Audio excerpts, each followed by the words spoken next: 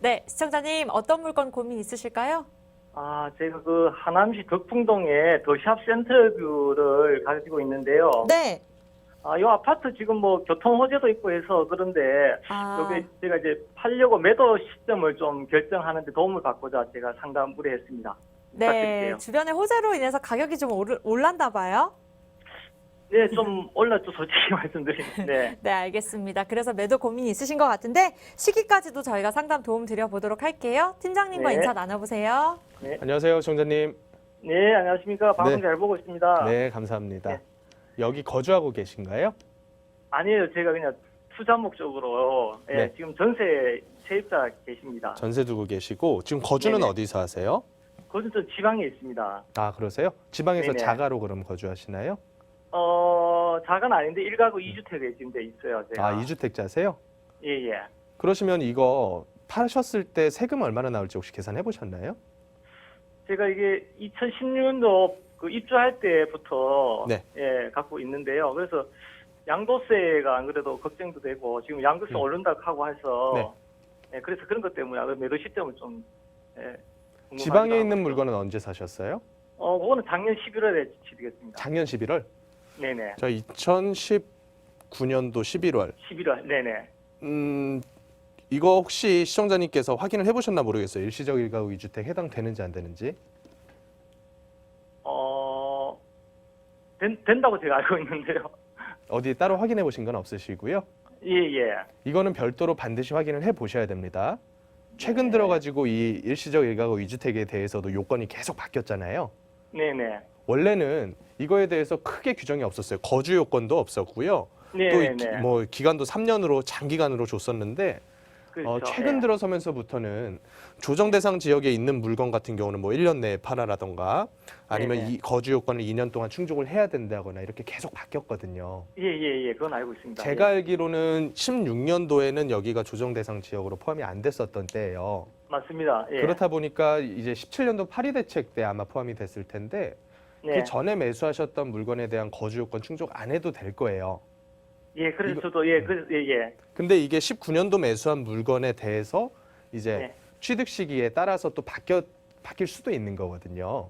두 번째 매수한 거 말씀하시는 그렇죠. 그렇기 거죠? 때문에 네네. 제가 이제 네. 세무 문제에 대해서만큼은 확정적으로 네. 말씀을 드릴 수가 없어요. 예, 네, 알겠습니다. 그거는 별도로 한번 반드시 확인을 해 보시고요. 네네. 일단 물건에 대한 얘기를 좀 드리자면 네. 교통에 대한 이슈고 뭐고 다 좋아요.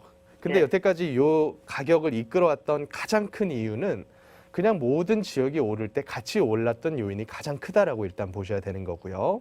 네. 그럼에도 불구하고 하남이 마지막까지 힘을 조금은 쓸 수 있었던 거는 이 교산 신도시를 2022년부터 분양한다고 하니까 또 특히 사전 청약에 대한 얘기가 굉장히 많이 나오고 있잖아요. 네네. 그렇다 보니까 사람들이 이쪽에 관심을 많이 가지면서 특히 전세 위주로 한 가격 상승이 많이 이루어졌고요. 네. 그리고 말씀하신 것처럼 이쪽에서 뭐 3호선도 오고 5호선도 연장되고 이런 이슈들이 계속 있다 보니까 관심이 끊이지 않은 상태에서 또 하나 부담되지 않는 가격 수준이었다라는 거. 네. 그래서 지금까지는 그게 어느 정도 힘을 많이 써줬는데 솔직한 얘기로는 서울이 멈춰 있는 상태에서 경기도 지역은 그 이상으로 치고 올라갈 수는 없다라고 저는 항상 말씀을 드려요. 네. 항상 서열 관계라는 게 있거든요. 집값에서도. 네. 그렇기 때문에 지금은 시청자님께서 이 아파트에 대한 미래를 알고 싶다? 그러면 강동구 쳐다보시면 돼요. 네. 강동구가 계속 오르는 추세다? 그러면 얘도 일순간은 또 쫓아갈 거예요. 네. 네. 근데 강동구가 사람들이 부담스러워서 매수 안 하고 멈춰 있다. 그러면 얘도 네. 멈춰요. 아, 그러면 그런 관점에서 네. 봤을 때 강동구나 뭐 송파 같은 서울의 강남 쪽은 지금 어떠느냐? 710 대책 이후부터 거래가 없다시피 하다가 정답이에요. 네네. 거래가 없으니까 지금은 뭐 가격이 얼마다라고 얘기를 드릴 수도 없는 거고. 그러면 그 상태에서 분위기는 어떠냐? 일단은 매도인들이 급하지는 않아요. 네. 이번에 재산세 고지서를 받았는데 실제로 재산세가 어마어마하게 늘진 않았거든요. 네. 근데 종부세 부분을 다주택자 분들이 받게 되면 얘기는 조금은 달라질 수가 있어요.